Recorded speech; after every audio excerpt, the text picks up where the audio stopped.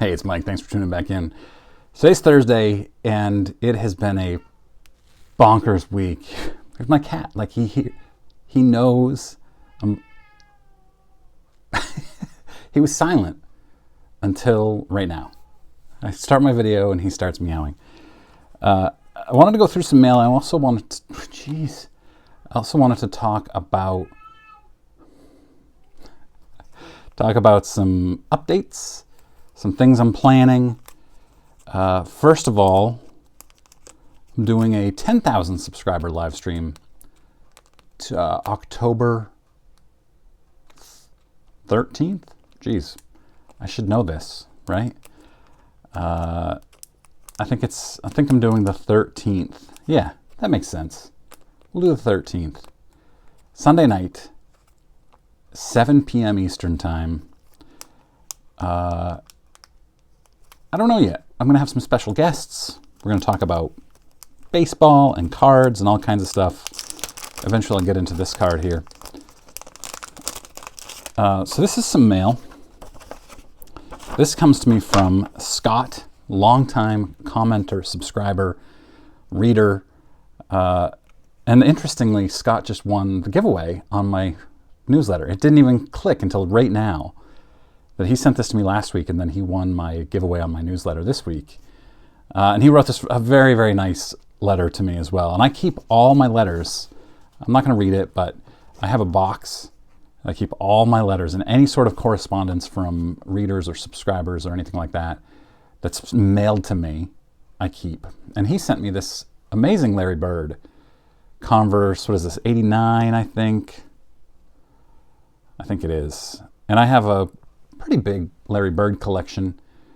Unfortunately, no 1980 tops yet, but in the near future, I will have one. That is a big one for me.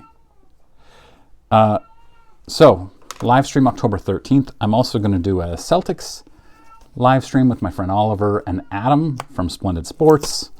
I was thinking about doing a Celtics / NBA weekly talk show with Oliver and maybe some other people like Adam. I don't know if that would be interesting for a lot of people, but it would be fun for me and for Oliver. We might do that. Oliver says, I can't talk intelligently about any team other than the Celtics. And I said, you can't talk intelligently about the Celtics either. But I think it would be a blast. I'm just struggling with all my mail. I hadn't opened any of this yet. Ooh, shaking my phone all around. Oh yeah, so I got the Scott Cooper. Probably shouldn't do this while I have a knife in my hand. Scott Cooper 1993 Finest Refractor. Topps Finest Refractor. And now I've added the Mike Greenwell as well. I'd love to get to all the Red Sox. There are a bunch of them, and some of them are very expensive. So we'll see. I'm not set on that, but I got the Greenwell for a really good price. These are quite rare. So I was thrilled to get this at a really nice price, and it's in great condition. I don't know if I'll grade these or I'll just put it in the binder because I'm collecting the set of the base cards, not the refractors. I might just put these in the binder in their own page at the back. That's probably what I'll do. Grade fewer PC items, put them in binders and top loaders and one touches. That's what I'd like to do. That's I'd love to have big cards graded, big autographs authenticated, but I think that should be like 5% of my collection because I collect a lot of stuff. All right, this is a weird one. I have a Vermont Collection update for you too, but you'll have to stick around for a minute. So when I was a kid, my best friend, one of my best friends, Jeremy, still to this day, 35 years later, one of my all-time favorite people, and just one of the most funny people I've ever known. And we went to the same elementary school together. He moved away after 7th grade, but we've been close ever since. And in 5th and 6th grade, in 7th grade, he lived right behind my piano teacher. I played piano in elementary school, quit after 7th grade. And we would walk over to his house after school because he lived close to the school. And then we would play a game on the computer called Resilon. Resilon is on Apple IIc or Apple IIe. Resilon was such a blast. I have extremely fond memories of just sitting at Apple IIc in 1991 and playing this game in his room.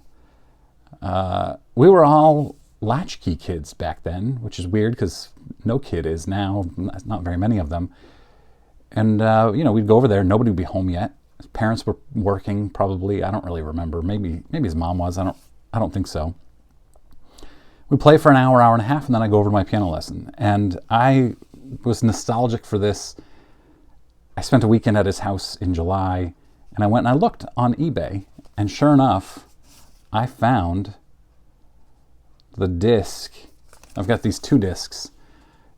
Resilon is on this, one of these 2 discs. I haven't looked yet to see which one, but so I'm collecting nostalgia, essentially. And like I've shown in the last couple weeks things like this, NBA Live 95 and Zelda, A Link to the Past. I'm not going to grade these things. I'm just going to put them up. Eventually, someday, I'm going to have an office/hobby room, and I will just display these in there, and I'll have people in, and people my age, old people like me, I'm 45, people who grew up in the 80s, early 90s, and have them just go, ooh, I can't believe this, I forgot all about this, I had this. That's fun to me. So I'm just kind of collecting things now that I can put in there eventually. And Resilon is one of those things. And I'll probably print out like a photo, put a photo of Resilon on the front of this so it's clear what it is. Yeah, great stuff. That is my mail. I also have some newsletter updates. I'll have a new newsletter giveaway some point in the near future. My goal when I started the newsletter, remember, it's free. It's at junkwaxhero.com.